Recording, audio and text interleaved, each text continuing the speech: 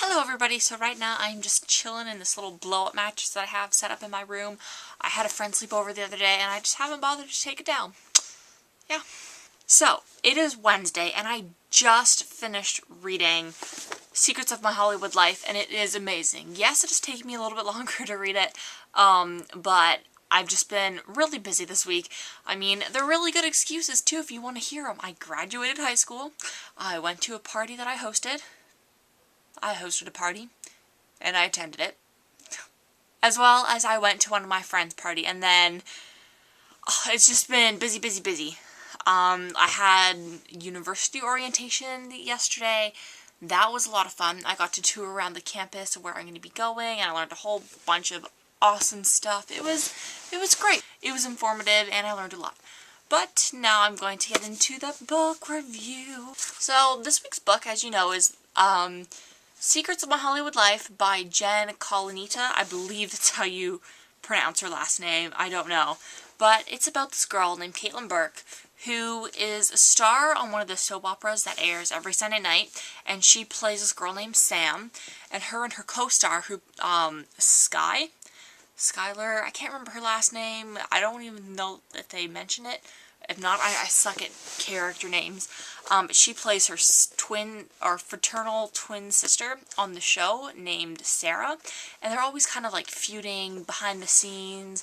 And that's kind of what the entire book is like based around. It's about how gossip gets out so fast and about how people actually spread the rumors themselves.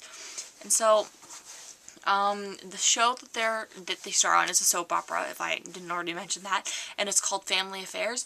And so the show is almost finished wrapping for the season. They have about a week left, and so they're trying to decide what they're going to be doing for their little hiatus or the little break in between the end of this season and the end of next season, or the beginning of next season, sorry. So Kristen is trying to decide what she wants to do, and she just wants to take a break, but her parents and her agents and everybody all around her is pushing her, and they want her to do interviews and do a whole bunch of other little side projects, but she just wants to be normal. So she wants to go on vacation with her best friend Liz, who is also, she's not famous, but her dad is like a lawyer, and so she sometimes gets the same perks as Caitlin does, but she goes to normal school, or like a private school. So they're deciding on what to do for Kristen's little hiatus break, and they're eating pizza at this little pizza joint that's local and they always go to. It's called Slice of Heaven, which I think is a great name for a pizza place. And then Liz starts talking about her school, and Kristen thinks it's such a great idea for her to go to Liz's school for her little break. And so they come up with like this little plot how Kristen's going to dress up in a wig and wear colored contacts and have an accent, and so she actually ends up going to the school under a fake name so nobody knows it's her. And she has like blonde hair, I believe, and she dresses up in like a wig and it's like short brown hair, and she has green eyes, and she wears brown colored contacts and glasses over top, and she doesn't wear any makeup or like designer clothes. They're actually talking a lot about how she wears like Discount World, I think that's the store that they actually use, how she wears like the discounted fashions. So she has like this entire alter ego. So her alter ego name is Rachel Rogers, which is actually apparently in this book a name of a superhero or something like that in a movie. I don't know. But this book, it's funny because it's older. It's like a 2006, 2007 book, so they're talking about all like this really old technology and about all like these old fashions, and it's funny. They're talking about how she uses like her sidekick and how she has like a separate cell phone, and I just think it's kind of funny to see how fast technology has progressed within these short like 6 years. So yeah, that's my little story on that. So now Caitlin, as her alter ego at the school, is just trying to like lead a normal life. She just wants to learn, be like a normal teenager for a while at the school.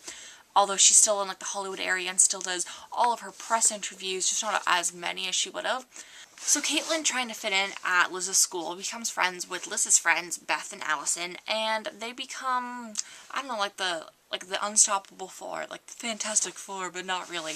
And she decides to join up with Liz and her friends to help organize the dance, which is like the Spring Fling or something like that. And so they do that, and apparently it turns out to be great.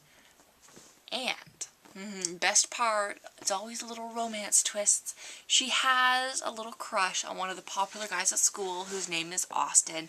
Now he is on the lacrosse team, and he, I don't know, he's just like an overall good guy, nerdy, geeky type, but private nerdy, geeky type. And they have this thing going on about Star Wars and how they both love it. And so he asks her to the dance. Little does he know that she's Caitlin Burke, and he actually thinks Caitlin Burke is really hot. And they decide, because the theme of the dance is like dressing up or something along those lines, he decides, hey, let's dress up as Caitlin Burke and her love interest on Family Affairs. So that part was pretty funny. And at the very end, as it turns out, Skye, who's her nemesis, like I mentioned, takes her sidekick with all of her notes in it at like a photo shoot and decides to volunteer. Well, she's kind of, it's just like an ongoing like little drama where Beth and Allison don't know Caitlin's actually with them all the time, and they want her to come kind of like host the dance, but because she's actually like a student, she wants to go to the dance. They have Skylar or Skye do it instead, or she wants to do it because she wants to out Caitlin. And so that's what happens at the dance.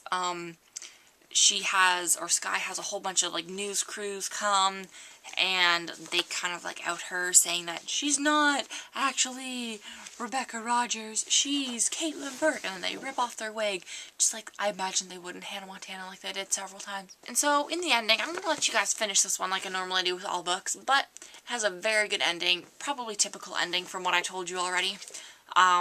There's a second book, which is called Secrets of My Hollywood Life on Location. And so it's talking about her next upcoming project, which is with this director that she's kind of been talking with throughout the entire book, named Hutch Adams. And they're going to be working on the movie, and she gets the role. So that's going to be in the next book. But overall, this book was really good. You guys should check it out. You know what I kind of want to do? And I've been wanting to do this for a while. You know how people like rate it like 4 stars or 3 stars or 2 stars? I think I'm going to start doing that, and I'll rate it like little stars down at the bottom. So, I'm going to rate this book 3.5 stars. Just because it's kind of like a typical teenage romance novel, and it wasn't like the most intellectually, I don't know. I'm not that smart to fill in like with the second word. But I'm going to rate it 3.5 stars. Check it out. It's actually a really good book if you're looking for like a little beach read. And I'm not even sure what book we're going to be reading next week. So, tomorrow I will be posting a video with all of my new little... last week they had a little book sale, like that big box thing that I always talk about, and I got a whole bunch more, so I'm going to upload that video, and at the very end I will include next week's book choice. So stay tuned for that, and I will see you, I guess, tomorrow. Okay, thanks for watching. Bye, guys.